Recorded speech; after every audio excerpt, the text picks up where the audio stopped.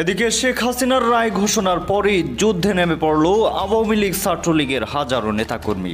রায়কে বাতিল বলে ঘোষণা দিয়ে ডক্টর ইউনূসের ডেডলাইন ঘোষণা করল ছাত্রলীগ। পাক ভারত উপমহাদেশের রাজনীতি যখন টলটলায়মান, এখানে মার্কিন যুক্তরাষ্ট্র এমন কিছু করার চেষ্টা করছেন পাকিস্তানে, বাংলাদেশে, যার প্রেক্ষিতে ভারতকে আগামী দিনগুলোতে খুব কঠোর অবস্থানে যেতে হবে। এবং সেখানে তাদের যে সম্পর্ক, আমেরিকার সাথে যে সম্পর্ক, সেই সম্পর্কের ক্ষেত্রে একটা নতুন মাত্রা যুক্ত হবে। এবং একই সঙ্গে রাশিয়ার সঙ্গে তাদের যে সম্পর্ক, সেই সম্পর্কটিকে আরও নতুন করে ঝালাই করতে হবে। এরকম একটা পরিস্থিতি যখন অনিবার্য হয়ে পড়েছে, তখন জনাব ভ্লাদিমির পুতিন, রাশিয়ার প্রেসিডেন্ট, তিনি তার ঐতিহাসিক সফরে ভারতে এসেছেন। ভারতে তার এই সফরটি নানা কারণে খুবই গুরুত্বপূর্ণ। এর কারণ হলো এই সময়টিতে ইউক্রেন এবং রাশিয়ার যে যুদ্ধ, সেই যুদ্ধ বন্ধ করার জন্য আমেরিকা রীতিমতো পাগল হয়ে পড়েছে। দ্বিতীয়ত, মিস্টার ডোনাল্ড ট্রাম্প এই যুদ্ধটি বন্ধ করার জন্যে ব্যক্তিগতভাবে তিনি দায়বদ্ধ হয়েছিলেন নির্বাচনের আগে। অধিকান্ত মিস্টার পুতিনের সঙ্গে ডোনাল্ড ট্রাম্পের যে ব্যক্তিগত সম্পর্ক, এটিও গুরুত্বপূর্ণ ভূমিকা পালন করছে। অনেকে বলে থাকেন যে ডোনাল্ড ট্রাম্পের এবং তার পরিবারের বিরাট বিরাট ব্যবসা প্রতিষ্ঠান রয়েছে রাশিয়াতে, এবং রাশিয়া, সৌদি আরব এবং ডোনাল্ড ট্রাম্প এই সম্মিলিতভাবে ব্যবসা বাণিজ্যের মধ্যে একটা বিরাট সিন্ডিকেট গড়ে তুলেছেন। তো এই যে ইউক্রেন এবং রাশিয়া যুদ্ধ, এই যুদ্ধের অন্যতম মদতদাতা রাষ্ট্র হলো ভারত। ভারত যেভাবে রাশিয়ার পাশে দাঁড়িয়েছে, ঠিক এইভাবে কিন্তু চীনও দাঁড়ায়নি। রাশিয়ার সবচেয়ে কৌশলগত বন্ধু, যে বন্ধু সামরিকভাবে, অর্থনৈতিকভাবে এবং আঞ্চলিক রাজনীতি এবং আন্তর্জাতিক রাজনীতি দ্বারা রাশিয়াকে শক্তিশালী করে তুলছে। এবং সাম্প্রতিক সময় ভারত যেভাবে তাদের শক্তিমত্তা নিয়ে পুনরায় আবার আফগানিস্তানে তারা ঘাঁটি পেতেছে এবং আফগান সরকারকে যেভাবে তারা আশ্রয় প্রশ্রয় দিচ্ছে, তাতে করে তালেবান, দিল্লি এবং রাশিয়ার যে নতুন একটি চক্র গড়ে উঠেছে, শক্তি গড়ে উঠেছে, সেই শক্তির সঙ্গে আবার চীন, তারপরে তালেবান, এই চক্রটি নিজের অজান্তে যুক্ত হয়ে যাচ্ছে।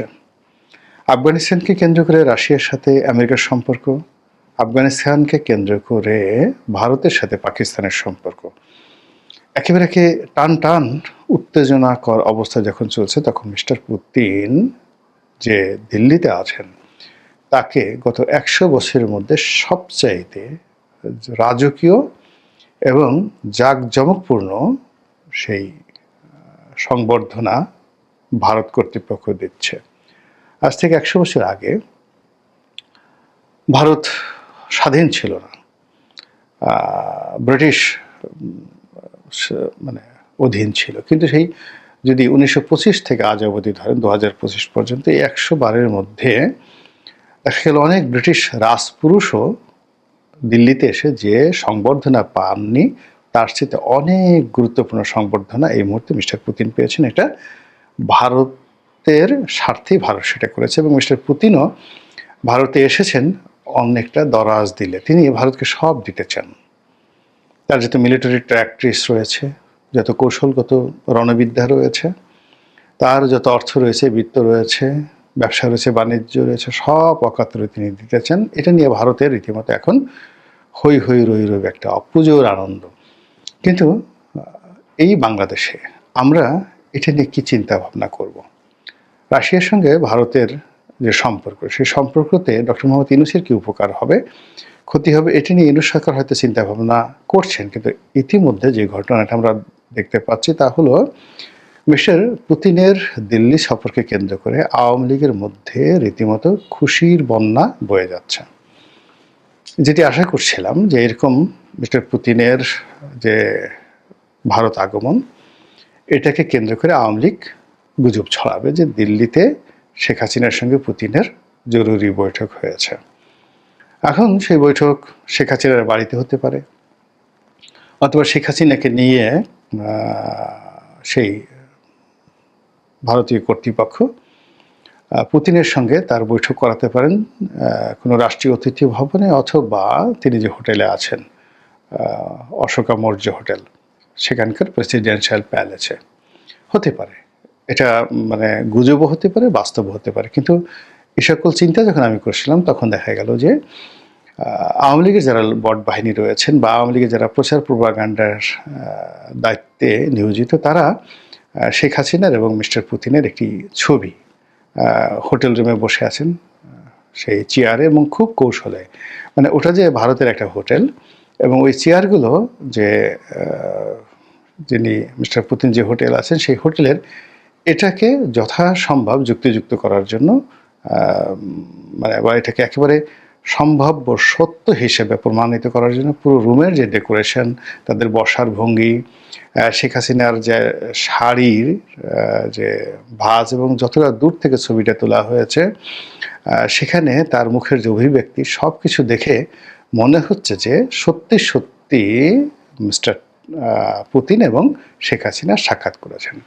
তো এখানে বাংলাদেশের সঙ্গে রাশিয়ার যে এই মুহূর্তের সম্পর্ক, সেই সম্পর্কটি রাষ্ট্রীয় পর্যায়ে হলেও ব্যক্তিগত পর্যায়ে এই সরকার কতগুলো ক্ষত সৃষ্টি করেছেন, যার কারণে রাশিয়া আওয়ামী লীগকে ভুলতে পারছে না। আপনারা জানেন যে বাংলাদেশে রাশিয়ার সবচেয়ে বড় একটি বিনিয়োগ রয়েছে, রূপপুর পারমাণবিক বিদ্যুৎ কেন্দ্র, যেখানে 3টি পদ্মা সেতুর সমপরিমাণ অর্থ বিনিয়োগ করা হয়েছে, এবং এর পুরোটাই 90% বিনিয়োগ করেছে রাশিয়ান সরকার। তো বাংলাদেশ সরকারের সঙ্গে রাশিয়ান সরকারের এটা সরকার টু সরকার এটা একটা চুক্তি হয়েছে। এখন বাংলাদেশে যারা শেখ হাসিনা বিরোধী লোকজন, তারা শেখ হাসিনাকে ছোট করতে গিয়ে যেটি বলার চেষ্টা করছেন যে এই রূপপুর পারমাণবিক বিদ্যুৎ কেন্দ্রে পুকুর চুরি হয়েছে, এখানে 60,000 কোটি টাকা যদি প্রকল্প ভ্যালু হয় 90,000 কোটি টাকা, মানে এখানে 1,20,000 বা 10,000 কোটি টাকার মতো হবে, যেখানে 90% রাশিয়া দিয়েছে। তো 90% রাশিয়া যদি দিয়ে থাকে, ধরুন সেই 90 লক্ষ, মানে এটা টাকার হিসাবে আমি কি বলবো, যে 90,000 কোটি টাকা বা 1,10,000 কোটি টাকার মধ্যে 90% ধরুন 1 লক্ষ কোটি টাকা, কথার কথা ধরে নিলাম, 1 লক্ষ কোটি টাকাই আমরা ধরি। তো 1 লক্ষ কোটি টাকা রাশিয়ান গভর্নমেন্ট এখানে বিনিয়োগ করেছে। যারা অভিযোগ করছে তাদের বক্তব্য হলো যে এই 1 লক্ষ কোটি টাকা রাশিয়ান মানি, এখান থেকে 60,000 কোটি টাকা, 60,000 কোটি টাকা তারা ঘুষ দিয়েছে শেখ হাসিনার পরিবারকে, টিউলিপ সিদ্দিকীকে, তারপরে টিউলিপ সিদ্দিকের চাচা তারেক সিদ্দিকের স্ত্রীকে। তো এই পুরো শেখ পরিবার এখানে 60,000 কোটি টাকা ঘুষ খেয়েছে। তো রাশিয়ান সরকার যদি শেখ হাসিনার পরিবারকে 60,000 কোটি টাকা ঘুষ দেন, তাহলে তো তারাও আরও 60,000 কোটি টাকা ঘুষ খেয়েছে। মোরাললেস কোনো সরকারই তো, বা যারা ঘুষখোর রাষ্ট্রীয় পর্যায়ে, তারা তো অ্যাটলিস্ট 50-50 করবে। তো শেখ হাসিনাকে যদি 60,000 কোটি টাকা দেওয়া হয়ে থাকে, বা টিউলিপ সিদ্দিককে যদি 60,000 কোটি টাকা দেওয়া হয়ে থাকে, তাহলে তো রাশিয়ান সরকারের যারা লোকজন রয়েছেন, রাষ্ট্রের যারা লোকজন রয়েছেন, তারা আরও 60,000 কোটি টাকা এখানে তারা চুরি করেছেন। তাহলে 60,000 1,20,000 কোটি টাকা যদি এখানে চুরি হয়ে থাকে, পুকুর চুরি হয়ে থাকে, তাহলে প্রকল্প মূল্য 1,10,000 কোটি টাকা হলে, বা রাশিয়ার টাকা যদি মাত্র 1 লক্ষ কোটি বা 90,000 কোটি টাকা হয়, তাহলে বাকি টাকাগুলো মানে কি হলো? এখানে তো শূন্য, মানে কোনো বিনিয়োগই হওয়ার কথা না, একটি টাকাও বিনিয়োগ হওয়ার কথা না। তাহলে রূপপুর পারমাণবিক কেন্দ্র এটা যে প্রতিষ্ঠিত হয়ে গেছে, অলমোস্ট 90% কাজ এখানে শেষ হয়ে গেছে, এই টাকা আসলো কোত্থেকে? এটি নিয়ে একটা বিরাট প্রশ্ন। 2 নম্বর হলো যে যখন রাষ্ট্র, মানে স্টেট টু স্টেট একটি চুক্তি হয়, বাইরে কোনো পক্ষ থাকে না, তো সেখানে তৃতীয় কোনো পক্ষ, সেটা ববি হোক কিংবা সেটা টিউলিপ হোক বা অন্য যে কোনো ব্যক্তি হোক, সেই পক্ষ এখানে ঘুষের মধ্যে জড়াতে পারে কিনা। আমাদের দেশে অনেক রাষ্ট্র কর্তৃক যে সকল চুক্তি হয় স্টেট টু স্টেট, তো সেখানে আমরা ধরে নেই যে রাষ্ট্র কর্তৃক যে চুক্তিগুলো হয় সেখানে সরাসরি আসলে ঘুষ লেনদেন হয় না। অনেক ক্ষেত্রে বড় জোর যেটা হয় সেটা হলো, যেমন ভারত সরকারকে একটা লোন দিল, সে বলে দিল অমুক কন্ট্রাক্টরকে তুমি এই কাজটা দিও। তখন সেই কন্ট্রাক্টর কিছু ঘুষ টুস হয়তো দিয়ে থাকে। কিন্তু যে ক্ষেত্রে রাষ্ট্র কোনো কন্ট্রাক্টর নিয়োগ না করে লোন দেয় রাষ্ট্র, বাস্তবায়ন করে রাষ্ট্র নিজে।